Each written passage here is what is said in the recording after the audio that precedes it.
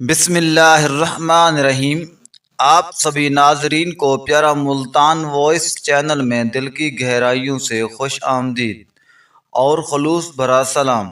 اللہ پاک سے دعا کرتا ہوں کہ اللہ پاک آپ کی تمام جائز خواہشات کو پورا فرمائے، وسیع رزق اور آپ پر اپنی رحمتوں کے سایہ ہمیشہ برقرار رکھے، آمین۔ حضرت آدم علیہ السلام کو جب جنت سے زمین پر اتارا گیا تو لکھا ہے کہ حضرت آدم علیہ السلام جو وہاں سے چلنے لگے تو انہوں نے وہاں سے حجر اسود کو اٹھا لیا۔ حجر اسود کو بطور مڑھے کے یعنی بیٹھنے کے لیے ایک سیٹ کے طور پر حجر اسود کو بغل میں لے لیا اور زمین پر اتار دیے گئے۔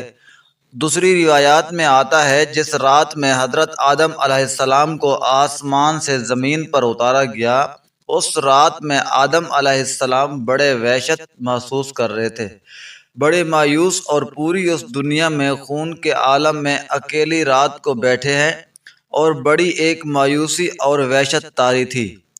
اسی رات میں اللہ تبارک و تعالی نے جنت کی دو جواہر یعنی ایک حجر اسود اور دوسرا مقام ابراہیم، یہ دو پتھر اللہ تعالیٰ نے اسی رات آدم علیہ السلام کے ساتھ اتار دیے۔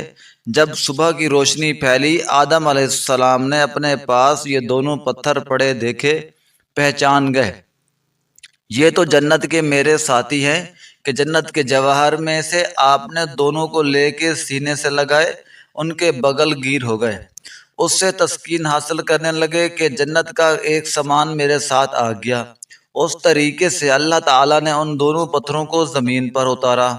اور عجیب بات ہے، ایک حدیث میں آتا ہے کہ آدم علیہ السلام جو حجر اسود سے لے کر آئے تھے، اصل میں حجر اسود ایک فرشتہ تھا جو آدم علیہ السلام کو جنت میں اللہ تعالیٰ نے آباد کیا۔ ایک فرشتے کی نگرانی لگا دی کہ آدم علیہ السلام کی نگرانی کرے کہ ان تمام کی تمام جنتی ان کے لیے مباح ہیں۔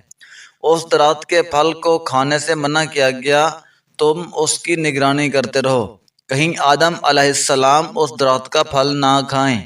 چنانچہ یہ فرشتے وہ حضرت آدم علیہ السلام کی نگرانی کرتا رہا تو آدم علیہ السلام بھی محتاط رہے اور جنت کے اندر وقت گزرتا رہا۔ جب اللہ تعالیٰ کو منظور تھا کہ آدم علیہ السلام پھل کھائیں، یہی اللہ تعالیٰ کو منظور تھا، اللہ کے ہاں یہی ہونا تھا۔ یہاں پر اللہ تعالیٰ نے آدم علیہ السلام سے اس فرشتے کو اوجھل کر دیا، یعنی آدم علیہ السلام کو فرشتہ دائیں بائیں کہیں نظر نہیں آیا۔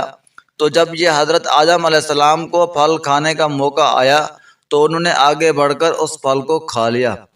جیسے ہی پھل کھایا تو اللہ تعالیٰ کے ہاں ظاہر ہے ایک خاص قسم کا غضب نازل ہو گیا، یہ تمہیں منع کیا گیا تھا تو نے کیوں کھایا؟ تو اسی ہیبت اور دبدبے کے عالم میں اللہ تعالیٰ نے اس فرشتے کی طرف دیکھا۔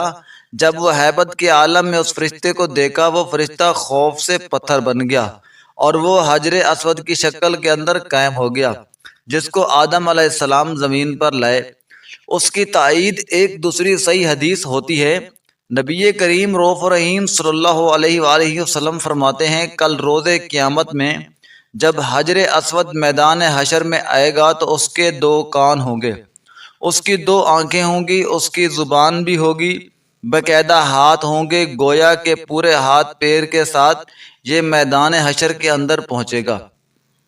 اور ساتھ ہی نبی کریم رؤوف رحیم صلی اللہ علیہ وسلم نے فرمایا، کیونکہ حجر اسود اصل میں ایک فرشتہ تھا، وہاں اللہ تعالیٰ نے دوبارہ اس کو انہی اعضاء کے ساتھ ظاہر کریں گے اور وہاں پہنچ کر دنیا کے اندر ان کو بوسہ کرنے والے جو لوگ ہیں ان کے حق میں گواہیاں دیں گے۔ تو معلوم ہوا کہ حجر اسود ایک فرشتہ ہے کہ دنیا کے اندر جو لوگ ہیں جو اس کو بوسہ دیتے ہیں اور وہ تختی پر نوٹ ہو جاتا ہے کہ اس آدمی نے مجھے بوسہ دیا، اس کے گناہ معاف کر دیے گئے۔ تو کل روز قیامت میں وہ اس کی گواہی دے گا۔ اور مزے کی بات ہے، دنیا کے اندر ایک بہت بڑے محدث گزرے، وہ کہتے ہیں کہ مکہ کے اندر حرم میں حجر اسود کے قریب، کعبے کے قریب ایک عرصے تک رہا میں، تو میں نے ایک مرتبہ عجیب منظر دیکھا کہ یہ حجر اسود وہاں سے نکلا اور اس کے دونوں ہاتھ تھے، پیر تھے، اس کے کان اور پوری ایک انسانی شکل میں نکلتا ہے، اور وہ نکلا اور کافی ٹہلتا ہوا دوبارہ اسی جگہ قائم ہو گیا اور اسی طرح پتھر کی شکل اختیار کر دی۔ اس روایت سے تائید ہو گئی ہے کہ جو اس بہت بڑے محدث نے یہ نظارہ دیکھا تو معلوم ہوا کہ حدیث میں بھی آتا ہے کہ جب حجر اسود کو حج عمرہ کرنے والا بوسہ دیتا ہے تو حقیقت میں وہ اللہ تعالیٰ سے مصافحہ کرتا ہے، اللہ سے سلام کرتا ہے۔ وہ سلام کے نتیجے میں اللہ تعالیٰ نے اس کے سارے گناہوں کو معاف کر دیتے ہیں، جیسے خود دو ایمان والے جب آپس میں ایک دوسرے سے مصافحہ کرتے ہیں۔ حدیث میں آتا ہے کہ ان دونوں کے الگ ہونے سے پہلے، ان کے مصافحہ الگ ہونے سے پہلے اللہ تبارک و تعالیٰ گناہوں کو معاف کر دیتے ہیں۔ تو وہاں حجر اسود کو مصافحہ گویا اللہ سے مصافحہ ہے، اللہ سے ہم مصافحہ گناہ معاف نہ ہوں گے، یہ کیسے ہو سکتا ہے؟ اس سے اللہ تعالیٰ گناہوں کو معاف کر دیتے ہیں۔ تو یہ حجر اسود وہ فرشتہ ہے جو ہر بوسہ دینے والے کی تفصیلات کو نوٹ کر لیتا ہے۔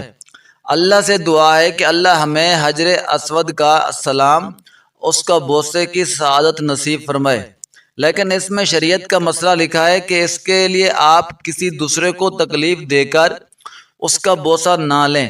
تکلیف دے کر بوسہ لیں گے تو ظاہر ہے بوسہ لینا ایک مستحب عمل ہے، لیکن تکلیف دینا حرام کام کر کے ایک مستحب حاصل کریں گے تو اللہ تبارک و تعالیٰ کے آگے اس کی کوئی قیمت نہیں۔ اگر نہیں موقع تو دور سے استدلال کر لیں، استلام کر کے چوم لیں تو آپ کو وہی اجر ملے گا جو کہ دینے کے موقع پر ملتا ہے۔ اللہ تعالیٰ سے دعا ہے کہ اللہ تبارک و تعالیٰ اس پر عمل کرنے کی توفیق عطا فرمائے، آمین یا رب العالمین۔ وما علینا الا البلاغ المبین۔